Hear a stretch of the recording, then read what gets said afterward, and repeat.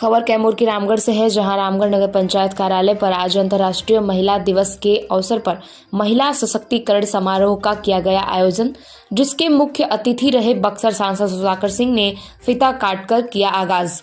रामगढ़ नगर पंचायत की मुख्य पार्षद मंजू देवी, वार्ड 5 की पार्षद संगीता गुप्ता तथा अन्य महिला शिक्षिकाओं को अंग वस्त्र तथा फूल देकर सांसद सुधाकर सिंह ने सम्मानित किया। वहीं सभा को संबोधित करते हुए कहा कि जिस तरह से केंद्र और राज्य सरकार बेटी बचाओ बेटी पढ़ाओ का नारा दे रही है, आए दिन देश की आधी आबादी के साथ बलात्कार, घरेलू हिंसा और दहेज प्रथा जैसी कई निर्मम हत्याएं होती जा रही हैं। सरकार सिर्फ मुख्य दर्शक बनकर देख रही है। इससे बेटी बचाओ बेटी पढ़ाओ सिर्फ एक नारा लगता है।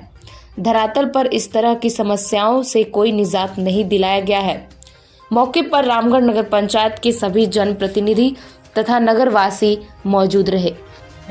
विषय में भी और ये तमाम हम शैक्षणिक संस्थाओं का निर्माण लगातार हम लोग कर रहे थे, उनसे स्पेसिफिक जहाँ जेंडर जो गैप है या जेंडर जो प्रॉब्लम है वो सबको मालूम है क्या समस्या है उसके लिए। और आज पूरे बिहार के भीतर हम लोग देख रहे हैं कोई भी कामकाजी महिलाओं के लिए एक भी हॉस्टल का निर्माण नहीं हुआ।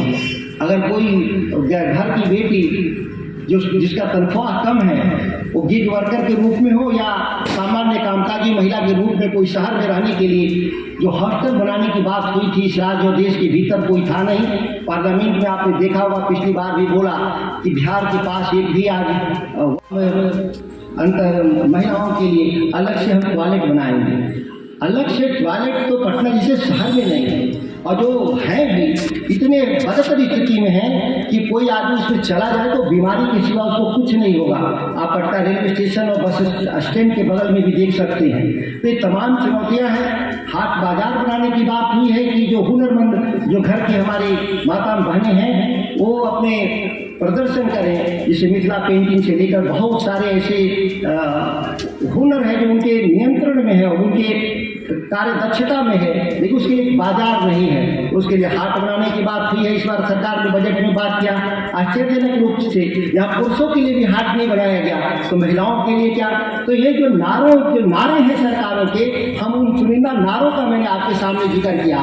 वास्तविक रूप से अगर देखिए जमीनी वो सारे प्रोफेसर जो आए एक भी नहीं पढ़ाती और बच्चों को भड़काती भी है। छुट्टी में आई भी नहीं लोग, हाँ वो आई भी नहीं, आएंगे भी नहीं। वो भड़काती भी है बच्चियों को कि आप क्यों यहाँ पढ़ने आती हैं, आप जाइए दूसरी जगह पढ़िए, यहाँ पढ़ाई नहीं होता। ये बहुत हमको दुख लगता है सुनकर के। और ये बात मुझे लड़कियों ने ही बताया करती, ये कोई बात कोई पुरुषों ने नहीं बताया मुझे बहुत दुख लगा। नाम नहीं लेना चाहता उन लोगों का। ये आप 3 लाख रुपये तनख्वाह पाती हैं, 2.5 लाख 2 लाख प्रोफेसर का तनख्वाह है आज के दिन में, और आप इस तरह का व्यवहार करेंगे ये उम्मीद नहीं है। और हमारे जो डिग्री कॉलेजेज हैं, जितने भी मेरे स्कूल हैं यहाँ जो निजी क्षेत्र में, वो सब ठीक काम कर रहे हैं, लेकिन जो हमारा डिग्री कॉलेज उसका प्रदर्शन बहुत ही खराब है और हम लोग इस बात से बहुत दुखी भी रहते हैं। तो आपको मैं इसीलिए कहा कि जो हमारे पीछे जो मंच पर जो मंचासीन सभी हमारे आदरणीय जो वैसे से सभी शिक्षक ही हैं लगता है मुझे, और राजनीति से भी एक दो जुड़ी हमारी मुख्य पार्षद भी हैं। आप कठोर मेहनत करें अपने लेने की। आप तो बन गए जो बनना था। ये आने वाली पीढ़ियों केवल इसलिए नहीं, समानता की बात होनी चाहिए।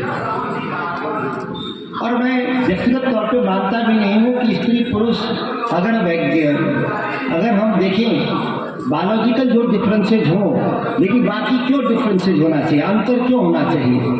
जैविक अंतर होगा, कोई सृष्टि ने प्रकृति ने निर्माण में दोनों के अलग तरीके से निर्माण किया है, लेकिन इसका अर्थ ये नहीं है कि एक दूसरे को शासित करने के लिए बनाया है। कोई शासन करेगा इस पर, इस भाव से नहीं बनाया गया।